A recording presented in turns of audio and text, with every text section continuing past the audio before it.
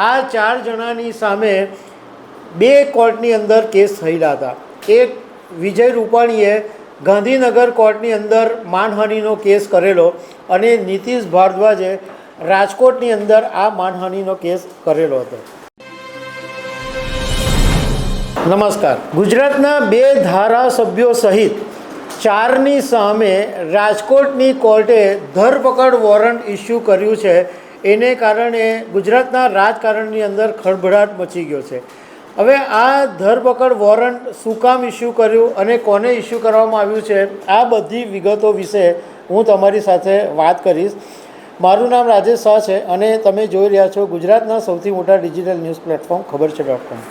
કોંગ્રેસના નેતાઓએ થોડા વર્ષો પહેલાં એક પ્રેસ કોન્ફરન્સ કરી હતી અને એમાં ગુજરાતના પૂર્વ મુખ્યમંત્રી વિજય રૂપાણી અને રાજકોટના નેતા નીતિશ ભારદ્વાજ એમની સામે આરોપો લગાવવામાં આવ્યા હતા અને એ આરોપોમાં એવું કહેવામાં આવ્યું હતું કે રાજકોટની અંદર સહારા ઇન્ડિયાની જમીનમાં ઝોનની અંદર ફેરફાર કરીને 500 કરોડ રૂપિયાનું કૌભાંડ કરવામાં આવ્યું છે, એવો આરોપ લગાવવામાં આવ્યો હતો.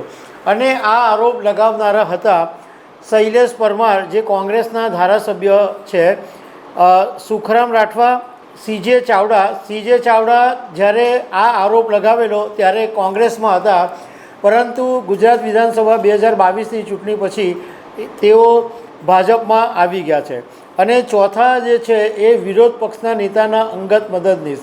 આ 4 જણાની સામે 2 કોર્ટની અંદર કેસ થયેલા હતા. એક વિજય રૂપાણીએ ગાંધીનગર કોર્ટની અંદર માનહાનિનો કેસ કરેલો અને નીતિશ ભારદ્વાજે રાજકોટની અંદર આ માનહાનિનો કેસ કરેલો હતો.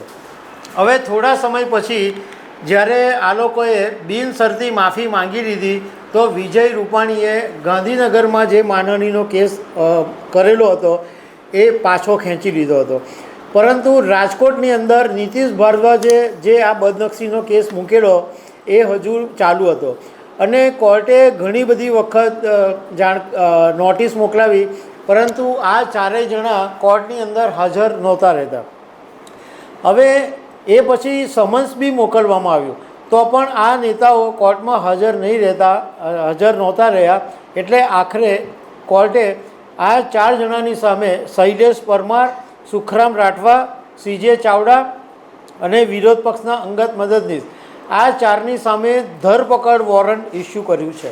હવે આ જ્યારે ધરપકડ ઇસ્યુના સમાચાર વાયરલ થયા એટલે કોંગ્રેસમાં છોડીને ભાજપમાં આવેલા સીજે ચાવડાએ મીડિયા સાથેની વાતમાં સ્પષ્ટતા કરી કે અમારી સામે બદનક્ષીના કેસ થયેલા હતા અને ગાંધીનગરના કોર્ટમાંથી સમાધાન અમારું થઈ ગયું ને અહીંયા રાજકોટની કોર્ટમાં પણ સમાધાનની વાત ચાલુ જ છે.